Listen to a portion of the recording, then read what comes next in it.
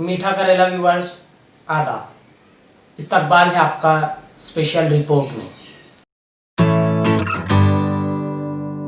आज से 28 बरस पहले अक्ल के अंधों ने, वहशी दरिंदों ने आतंक की दफली बजाकर उस पर थिरक थिरक कर नाचा और एक तारीखी बाबरी मस्जिद को ताकत और जुनून के नशे में आकर उसकी ईंट से ईंट बजा दी, उसे शहीद कर दिया गया। बाबरी मस्जिद को शहीद करने का अमल कोई मामूली अमल नहीं था। यह अमल घंटों तक चला। सब तमाशाई बने हुए थे।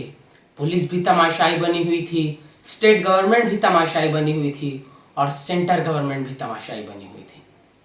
उस वक्त हजारों जर्नलिस्ट अयोध्या में मौजूद थे जिन्होंने अपनी आंखों से इस दिल दहला देने वाले मंजर को देखा था, इसे अपने कैमरों से शूट किया था।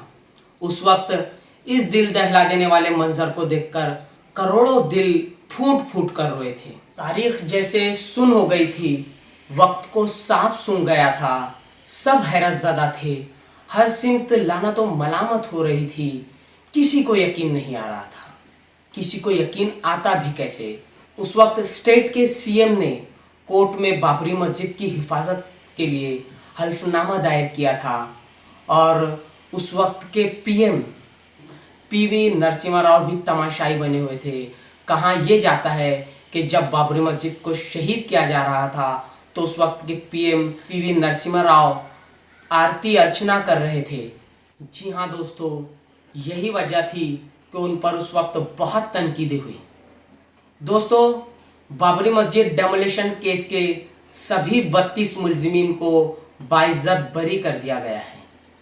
सवाल ये उठता है कि जब 32 मुलजिमीन को बरी कर दिया गया है तो मस्जिद को किसने शहीद किया, किसने ढाया और इसकी ईंट से ईंट किसने बजाई?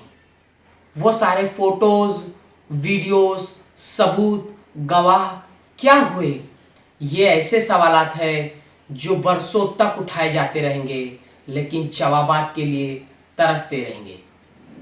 इस पूरे मामले पर सीपीएम नेता सीताराम येचुरी ने कहा कि वो सारे चार्जेस जो मुलजिमीन पर लगाए गए थे वो इनसे बरी कर दिए गए हैं। क्या मस्जिद का डेमोलेशन अपने आप हो गया? क्या वो खुद बिखर गई? चीफ जस्टिस ऑफ इंडिया ने कहा था कि मस्जिद का डेमोलेशन अनलॉफुल था और अब ये फैसला शेम।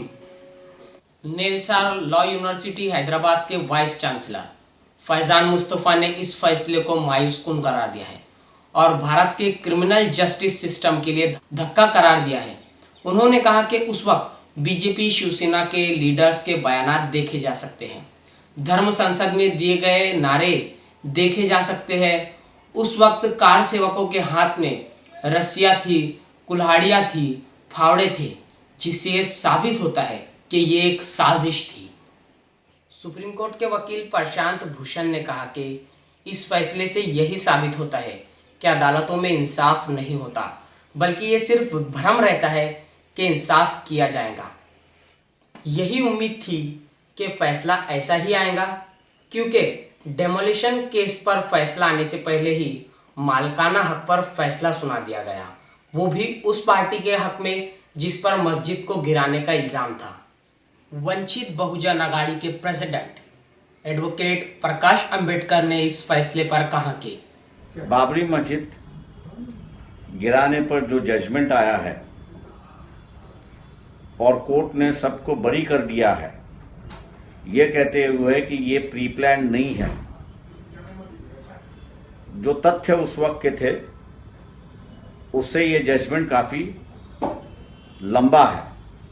जो रथ यात्रा निकली थी वो बाबरी मस्जिद गिराने के लिए गई निकली थी और उसके बाद जो कार्रवाई हुई वो गिराने के लिए नहीं हुई थी। इसलिए कोर्ट पर से विश्वास लोगों का अब नहीं रहेगा। ऐसे जजमेंट अगर आते रहे तो मैं दुर्भाग्य से कहूँगा कि ये देश की हित में नहीं है, ये देश के खिलाफ के जजमेंट है।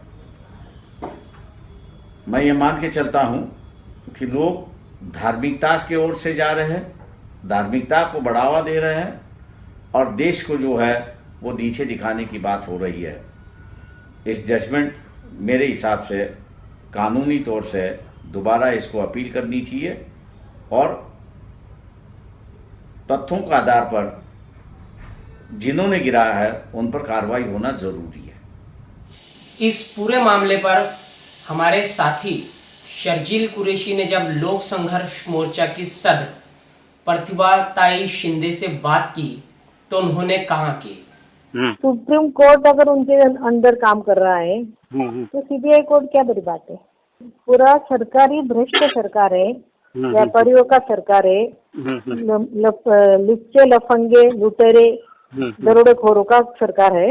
ये ऐसे लोगों को ही तो पीठ पीछे लाएगा ना। अपने उमा भारती जैसे जो लोग हैं इन्होंने बहुत गलत काम किया है। ये काम बहुत गलत था, ठीक है, तुमको मान्य नहीं था तो किसी संवैधानिक काम राष्ट्र से आगर करते तो ठीक है, किसी के धार्मिक स्थल पे ऊपर चढ़ के वो तोड़ना ये बहुत ही यानी भारत देश के लिए बहुत शर्मनाक बात थी। बाबरी मस्जिद डेमोलिशन केस पर दिया गया अदालत का फैसला अफसोसनाक है। पैराव्यूअर्स आरएसएस ने इस फैसले का इस्तकबाल किया है, मगर मुस्लिम पर्सनल लॉ बोर्ड के सेक्रेटरी जफर याब जिलानी ने इस फैसले को हाई कोर्ट में चैलेंज करने की बात कही है। इस शेर पर हम इस एपिसोड का अख्ताम करते हैं। कातिल की ये दलील भी मुंसिफ ने मान ली, मकतूल खुद गिरा था खंजर की नोक पर। अगर आपको वीडियो पसंद आई है तो इसे लाइक करें, शेयर करें और फर्दर अपडेट्स के लिए चैनल को सब्सक्राइब करना ना भूलें। Thank you very much.